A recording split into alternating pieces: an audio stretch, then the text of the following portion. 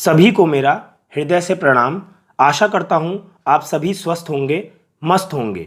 मेरा नाम है लवकुश मिश्रा और जैसा कि आप मेरा प्रोफाइल देख रहे हैं, मैंने एमए एंशिएंट इंडियन हिस्ट्री से किया है, बैचलर इन एजुकेशन हूँ, बैचलर इन आर्ट्स हूँ, सीटेट और यूपी टेट जैसे कॉम्पिटिटिव एग्ज़ाम्स मैंने क्वालिफाई करे हुए हैं। आज का हमारे वीडियो का टॉपिक है द रॉलेट एक्ट। तो आइए बिना समय को बर्बाद किए हुए अपने टॉपिक को स्टार्ट करते हैं। आइए समझते हैं। जैसा कि आप इस स्लाइड को देख रहे हैं, इस स्लाइड पर मैंने द रॉलेट एक्ट से संबंधित मुख्य पॉइंट्स को मेंशन किया हुआ है। ये सारे के सारे पॉइंट्स इंग्लिश में लिखे हुए हैं, लेकिन मैं आप सभी लोगों को हिंदी में भी इनके पूरे के पूरे अर्थ बताऊंगा। हम लोग बाइलिंगुअल चलेंगे ताकि दोनों भाषाओं में आपको बातें क्लियर हो जाए। The Rowlatt act class 10th nationalism in India chapter का बहुत ही इंपॉर्टेंट टॉपिक है और प्रीवियस ईयर के सीबीएसई एग्जाम्स में कई बार इस टॉपिक पर क्वेश्चन आए हुए हैं। इसीलिए इस टॉपिक को समझना हमारे लिए बहुत ज़्यादा ज़रूरी हो जाता है। आइए समझते हैं। द रॉलेट एक्ट, किस साल ये रॉलेट एक्ट पास हुआ था? तो ईयर है 1919। द रॉलेट एक्ट कब पास हुआ था? 1919 में। अब इसे किसने पास किया था? Passed through the imperial legislative council despite the United opposition of the Indian members. इस लाइन का अर्थ यह है कि भारतीय सदस्यों के भारी विरोध के बावजूद इस कानून को इंपीरियल लेजिस्लेटिव काउंसिल ने बहुत जल्दीबाजी में पारित कर दिया था।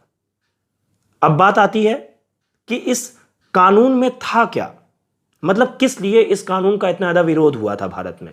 तो इस बात को थोड़ा ध्यान से समझिएगा, ये बहुत ही ज़्यादा जरूरी है। एक्ट में था क्या? What's in the act? It gave the government enormous powers to repress political activities and allowed detention of political prisoners without trial for 2 years। इसका क्या मतलब है? इसका यह मतलब है कि इस कानून के जरिए सरकार को राजनीतिक गतिविधियों को कुचलने और राजनीतिक कैदियों को 2 साल तक बिना मुकदमा चलाए जेल में बंद रखने का अधिकार मिल गया था।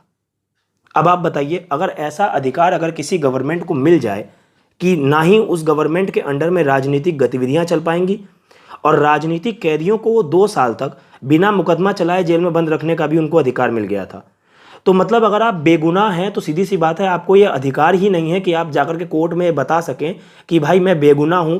और मतलब जज साहब के सामने जब आपका ट्रायल ही नहीं होगा और बिना मुकदमा चलाए जब आपको 2 साल तक जेल में बंद रखा जाएगा, तो फिर तो सीधे सी बात है ना कि गवर्नमेंट को पूरा अधिकार मिल गया है आपके आवाज़ को दबाने का। तो मतलब ब्रिटिश राज में सीधी सी बात है, किसी को भी विरोध करने का अधिकार ही नहीं रह जाता इस एक्ट के जरिए। इसीलिए जब ये एक्ट पास हुआ तो भारत में इस एक्ट का हर जगह विरोध हुआ। इस एक्ट का हर जगह विरोध हो रहा था। अब बात आती है कि ये एक्ट ब्रिटिश गवर्नमेंट को पास क्यों करना पड़ा? तो इसके पीछे मुख्य वजह थे महात्मा गांधी। महात्मा गांधी जब भारत में आए तो उन्होंने भारत में 3 जगह पर सफलतापूर्वक अपने सत्याग्रह आंदोलन को चलाया और जहां पर बहुत ही अच्छा रिस्पांस जनता का मिला। वो 3 जगहें थी चंपारण, खेड़ा और अहमदाबाद। जब इन 3 जगहों पर महात्मा गांधी के आंदोलन सक्सेसफुल हो गए तो उसके बाद ब्रिटिश गवर्नमेंट को ये बात समझ में ही नहीं आ रही थी कि भारत में जो लोगों के अंदर उत्साह है उनके विरोध में, उसको वो कैसे दबाएं। तो उस उत्साह को दबाने के लिए द रॉलेट एक्ट को उनको पास करना था और भारतीय सदस्यों के भारी विरोध के बावजूद इंपीरियल लेजिस्लेटिव काउंसिल ने इस एक्ट को पास कर दिया।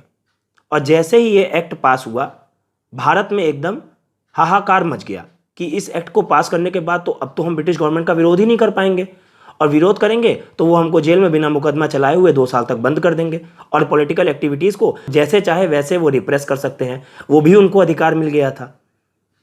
तो इसीलिए महात्मा गांधी ऐसे अन्यायपूर्ण कानूनों के खिलाफ अहिंसक ढंग से नागरिक अवज्ञा चाहते थे।